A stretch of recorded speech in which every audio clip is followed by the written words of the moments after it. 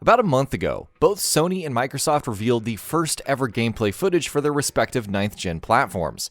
Both Godfall on the PlayStation 5 and Hellblade 2 Senua's Saga on the Xbox Series X showcased visual effects and a level of detail simply not possible on current generation hardware.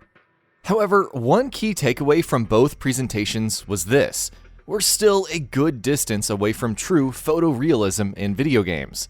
Visuals are becoming sophisticated every year, and the 9th gen, with its major CPU and GPU upgrades, is expected to deliver a greater leap in visual fidelity than 8th gen consoles offered over their 7th generation counterparts. However, photorealism is still years and console generations away. So what exactly is photorealism? Before console expectations for photorealism, it's a good idea to explore the term first and what it entails. To put it simply, photorealism refers to imagery that, to the human eye, is indistinguishable from real life. Photorealism doesn't just apply to computer graphics. It's a visual style that has its origins in Renaissance-era painting.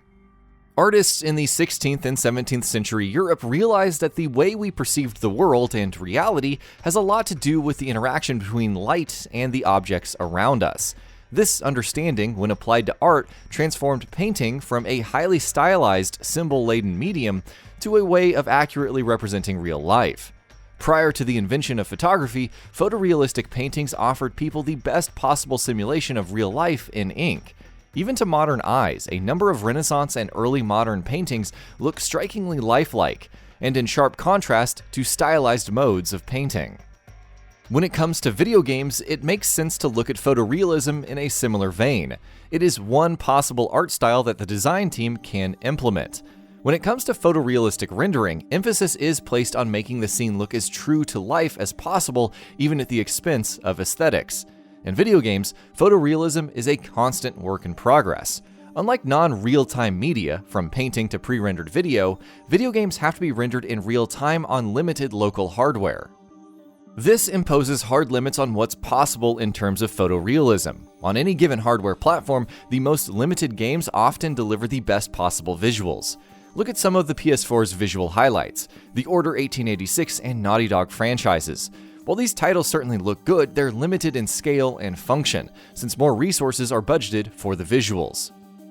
So to reiterate, on any given piece of hardware, and this includes the PS5 and Xbox Series X, photorealism is a possible art style developers can use. Just because the processing power is there doesn't mean we'll stop seeing stylized titles.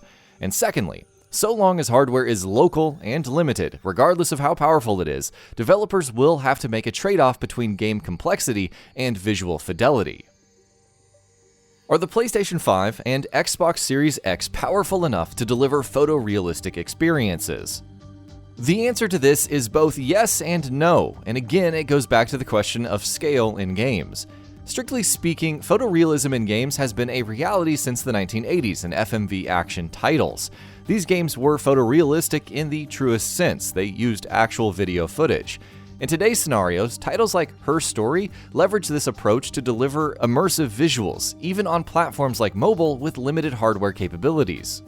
But of course, when it comes to game complexity, FMV titles are extremely simple and offer very limited interactivity.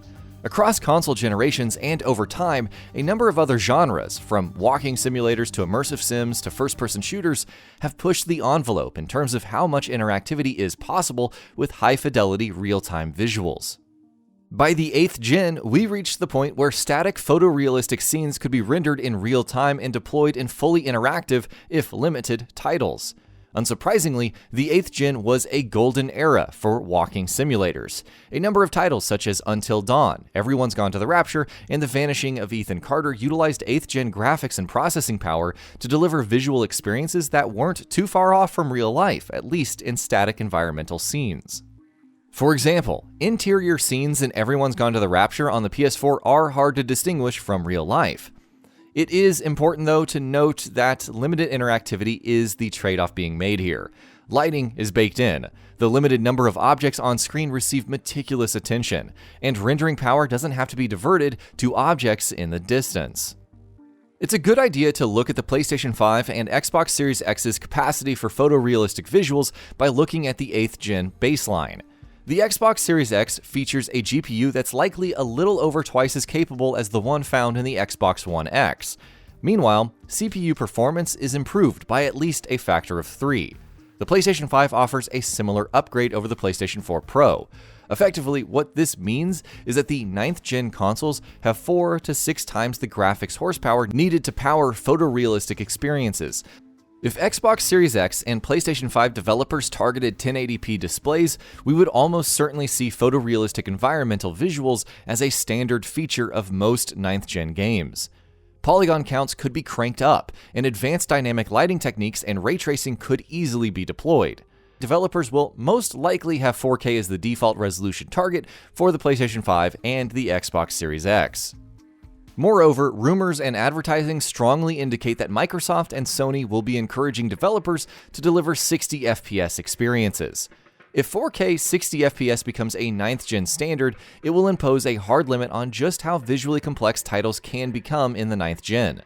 This is something that we've already seen in the in-game footage for Godfall and Hellblade 2 Senua's Saga. Both games are a clear step above the 8th gen visual standard, but they most certainly aren't photorealistic. The high-resolution target severely limits headroom for large-scale photorealistic experiences. If rumors are true, the PlayStation 5 features a weaker GPU than the Xbox Series X and would have even more trouble delivering a marked leap in visuals. It's not all bad news, though. The generational improvement to processing power matters a lot. It will likely enable deeper, more complex open worlds to arrive on the PlayStation 5 and Xbox Series X. While visual quality might still fall short of actual photorealism, we expect that the biggest leap to visual fidelity will be in the 9th gen open world titles. Graphics as good or as better than the standards set by The Last of Us 2 will be commonplace in deep, open environments. Conclusion: while true photorealism is still a ways away, we think that the PlayStation 5 and Xbox Series X will, if nothing else, offer an important step forward in this direction. The most marked improvement to visuals will likely be seen in open-world titles on these platforms, with developers no longer having to trade off last-gen visual quality for deeper experiences.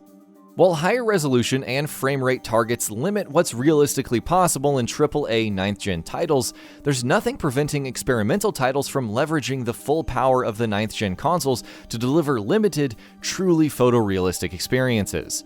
The 9th gen's equivalent to Everyone's Gone to the Rapture will be impressive indeed, and something to look out for in the years to come.